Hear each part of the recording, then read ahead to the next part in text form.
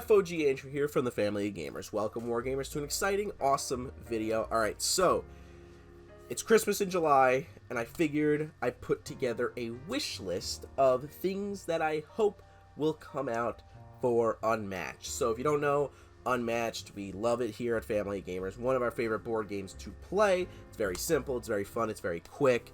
And it's basically kind of like, think of Super Smash Brothers, but with a bunch of different random characters from non-IPs and IP stuff. You just cram it together and you make them fight and stuff like that. They also have the cooperative version, which is Unmatched Adventures, which is also very fun. And you know, there's a lot of stuff with Unmatched. And I did a Catan wish list for Christmas in July. Now it's time to do an Unmatched one, because Unmatched is my favorite board game next to Catan, so I figured if I did get one on Catan, I gotta do one on Unmatched. So, that being said, we're gonna go, I got 5 things here, no particular order here, but I'm still going to just kind of talk about them here. So, let's talk about number 5. Really quick one, because I know that these are coming, but I want to speculate a little bit.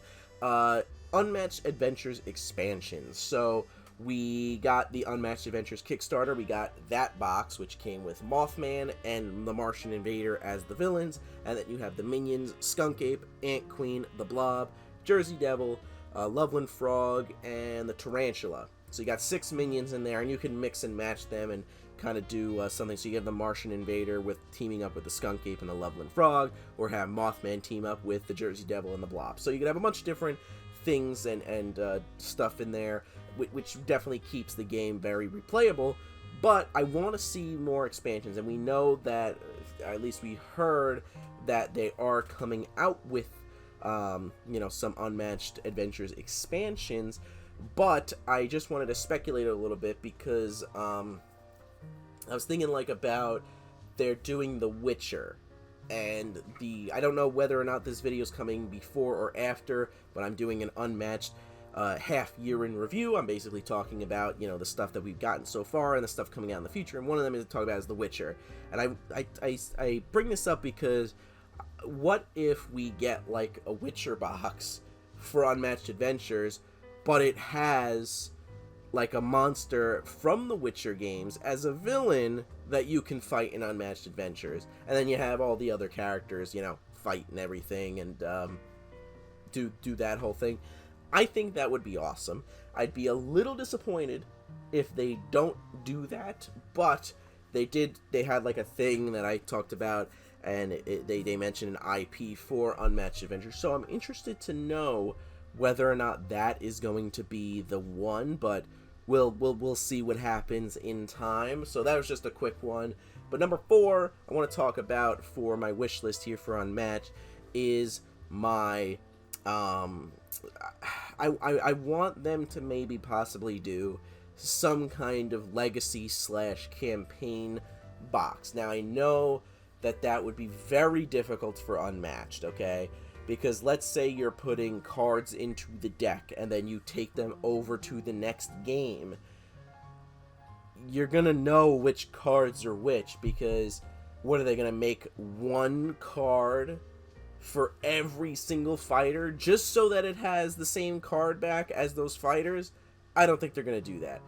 I think they need to really, you know, figure out something that would be cool, some kind of campaign-driven thing. And you don't even have to do a legacy game. You don't even have to do that. I was thinking maybe if they did like just a regular campaign thing with interconnected scenarios, and maybe you get like a separate deck of cards that is neutral for everybody. Anybody could take it, and then you add cards to that give you some buffs or something. Because it'd be a little weird to like put him in the deck of card, like, because let's say there's a card that's, you know, that you get added to, well, it would probably have a different card back than the character you're taking. So if I'm taking Alice, what if I want to play Sherlock Holmes? Well, then I have that card. It just doesn't work. I feel like that doesn't work unless you had all the cards sleeved, but that would be kind of annoying to do. So I think doing some kind of campaign thing, or like in like the Unmatched Adventures realm where it's cooperative like that, would be very cool.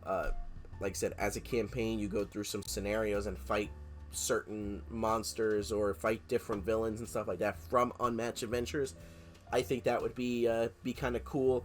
Legacy game, I don't think would really work for Unmatched, but a campaign thing, I think might. Again, maybe do some kind of separate deck of cards or some kind of separate thing for Unmatched. I think that would be kind of cool. Now, next, I want to talk about my number 3 spot, and that is going to be. And again, these are in no particular order, by the way. Just want to point that out again. I want. This might be controversial. I want less IP characters. Don't get me wrong. It's cool to see Spider-Man fight the T-Rex from Jurassic Park, and fighting Bruce Lee, and fighting eventually, because we're getting The Witcher, fighting Geralt, and fighting other characters from The Witcher and Marvel, Jurassic Park. Don't get me wrong, that's cool. But with the Marvel one, they put out 5 boxes for just Marvel characters in the span of 2 years? Not even. I feel like they came out so quickly, right after each other. They came out so quickly. So I don't know. I'm a little iffy on the IP stuff. I'm excited for The Witcher, and don't get me wrong, I love the Marvel boxes, and I love the Jurassic Park boxes, and I'm very excited for the Witcher boxes, but I feel like the charm of Unmatched, and what makes Unmatched, is that you can have these random characters from, public domain or non-IP stuff fight. I think that's, kind of the unmatched part about Unmatched compared to other games. So, I mean, this year we had Sun's Origin and the Slings and Arrows set. Both are non-IP boxes, and both are really good. So, I'm just a little iffy with the IPs. I think I got burnt out with all the Marvel boxes. And again, don't get me wrong, I love the IPs, I love the Marvel boxes, but I think the Marvel stuff, they kind of went a little. They went a little crazy with the IPs, but I understand you had the Marvel license. You want to just milk that cow completely dry until the license runs out, so I don't blame them for that. But again, just give us some more random dudes. There's a lot they could do. So that's my number 3. My number 2 is something that I really hope they do, and that is new map mechanics for new maps, basically. So, you have Baskerville Manor, which has secret passageway. You also have King Solomon's Mine, which has secret passageways.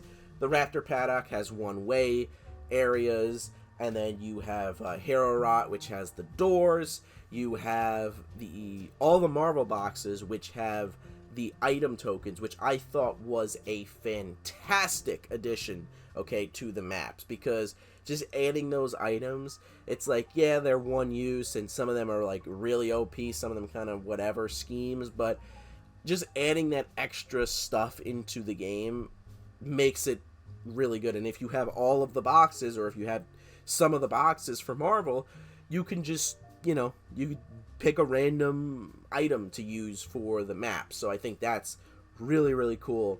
And I really want them to do more of those, more map mechanics. Do I know what they should do? No, I don't know what they should do, but I would just like to see some more stuff.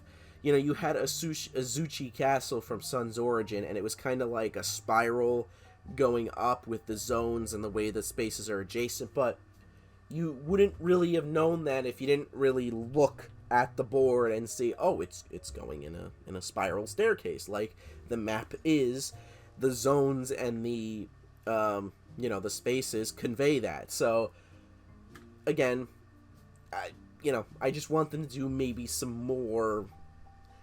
Just give us some more map mechanics. I think that is such a great idea.